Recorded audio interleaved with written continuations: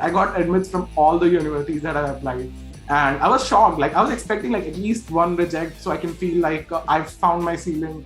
But then I got no rejects. And getting no rejects might look from outside might look like it's like a very good thing, but it's a bit I don't know. It's an itch in my mind at the moment. I'm thinking like, should I have applied even higher? You mentioned that you have spoken to a lot of people, right?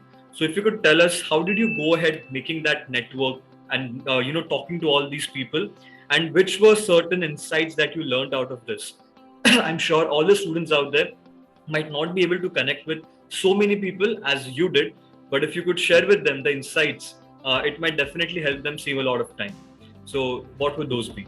I'll just say this in advance. I'm on this call because out of my own interest, and I've been picked out by Shaunak and his team to be on this call. So I know this is a Yocket series, but I'm not asked to say anything in their favor. So when I begin this answer, I must say that Yocket and Facebook are two places where you can find those people. Like, see, when you're on Facebook, you won't find those groups. First of all, you have to look for them, you have to search for them, then you have to join them, and then you have to meet them. So that's a whole process. But the best place to start talking to someone in this community is Yocket, because I'll tell you what I did. Okay, in my process, in about like I think in January.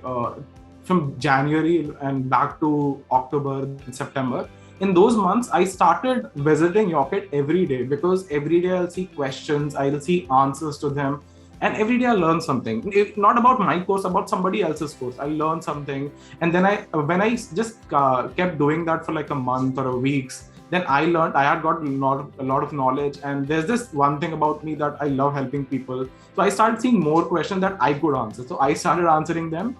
And someone from Yocket reached out to me, and they offered me a position of the community mentor at Yocket. So I was among the first 3 community mentors that started the program of this thing.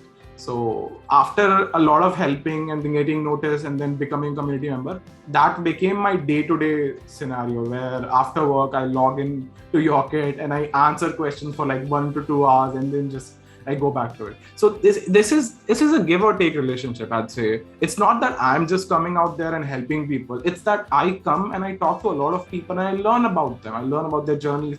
I learn about their struggles. So that is the way I think I made a lot of connections in the study abroad community. And my LinkedIn at the moment, thanks to that, is filled with people from UTD, Northeastern, University at Buffalo, because I started connecting with them, and I always used to share my LinkedIn that, yes, connect with me, let's see each other in US. So I think reaching out to people on Yocket and Facebook groups helped me a lot. And then once you get into that, you'll reach WhatsApp groups, which are like secondary modes of communication. But then those are the top 2 things I would say, that where you actually meet people and you network.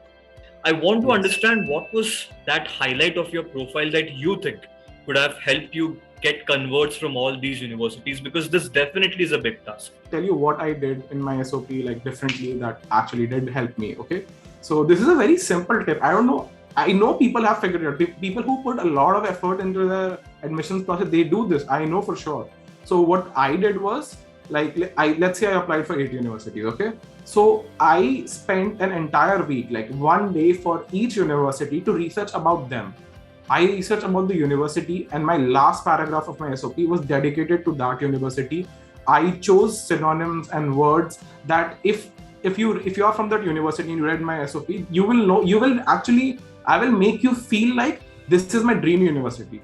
And I did that to 8 universities with my SOP. Like when you read my SOP, you'll feel like this guy wants to come with us. That's it. He doesn't want any other college. This is what I try to make them feel like.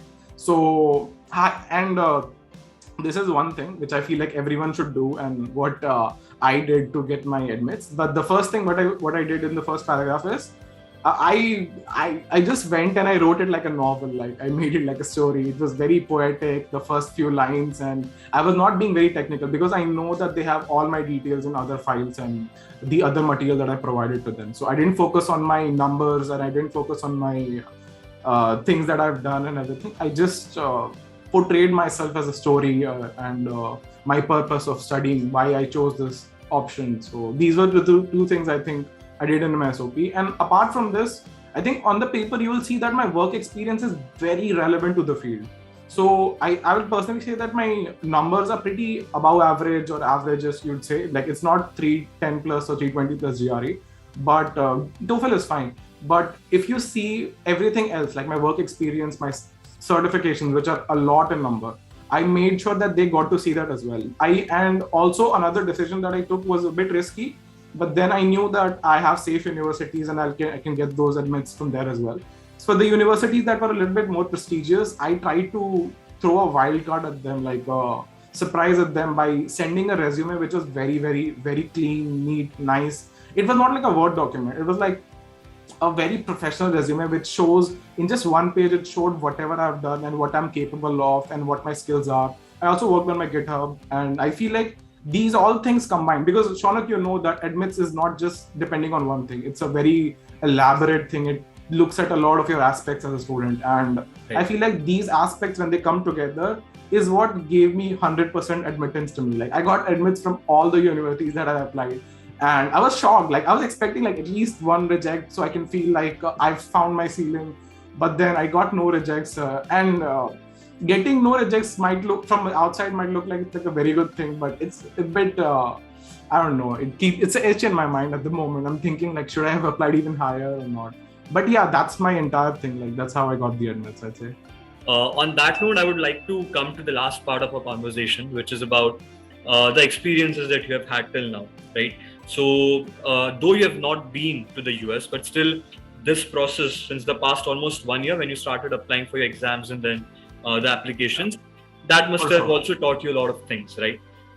The question I want to understand is if there's one advice that Aditya would want to give to all the aspirants back in India. This is something which is very personal, that comes from your own experience and something that the students cannot find on the internet. So what would that advice be from you to all these students? The way you frame questions is incredible, Shauna. So I'll just get to what matters is my advice. And so one advice that I originally have discovered myself to be what I feel like sharing with everyone that I meet who's on this journey with me or who are planning to come on this journey would be to, I think, do your own research. Please, I'm begging you, please do your research. Do not let anyone spoon feed you this process. Do not let anyone teach you about this process who's like your uncle, relative, friends, anyone. Don't do that. Go online, meet people, talk to people, make connections, and do not, like, when you make this decision, do not try to make it easy on yourself, because I feel like the choice of doing a master's in US or any other country is one of the biggest decisions you'll ever make in your life, and this has to be perfect. And the only way it can be perfect is when you decide it's perfect, when you feel like it's perfect, when your inner gut tells you it's perfect. So for that to happen, you have to go online, you have to meet people, you have to talk to people, you have to see what your interests are, what degrees are suitable for you, what colleges you can apply to. And there's a very easy way to do this. It's just that people have to be like voluntary enough to do that. Just go and talk to people who are from your same background and find one college which can actually accommodate you and your dreams. Then talk to people who are applying to that college and get their insights, like where other places they are applying. So you'll get to know other universities and then go research on them. So you see this thread that I'm creating, like you have a thought that I want to do masters, then you go online, you find one university. Okay, you just Google. Sean, you'll agree with me, right? If you go like I want to do business analytics in US, you'll find at least one university, right? Like to maybe able to make a choice. So go to that university's interest pages. Like you can find a group on Yocket, you'll find a Facebook group of that. You will find several other chat rooms and places where people are applying for those universities. So they might be ahead of you or behind of you. So meet those people, talk to them, get their thoughts, talk to them like where are you applying? What do you think of this university? Like, do you think this tuition is justified for this university? So these kind of questions help you in coming to that decision. And once you go through all that process and give it some time, this is just an addition to the advice. When you're doing this research, don't do it when you have very less time. Do it when you have like a year. Like if you're going for 423, I suggest start right now, because I did when I was in the same month last year. And as you can see, I'm very well researched, and I've researched to the point I'm able to help out people at Yocket and Facebook groups. I'm very active on those groups. I always respond to people. And lately I've been focusing on my visa interview and stuff, but I feel like I'll just come back to it for like another month and before I leave for my master's. So that's my tip, I think. Do your own research. That's all. I thought that Yocket was the only, like, it's either the counselors that take 1 lakh rupees for counseling, or it's either Yocket, like, which takes 35 or 70 or 50 or something like that. But what they do is very transparent, and everything works out in your favor. So these are the only 2 things that I would recommend. Like, I know there are few students who want to go and study, but they actually can't do it all by themselves. They don't have the friends and family to help them out. So they actually need this help. And I would recommend them to not go to their local counselors, because they're not doing, they will take your money, they will send you to the universities which give them commission. So that's just not in your favor, right? You might end up paying for something that is available for free online.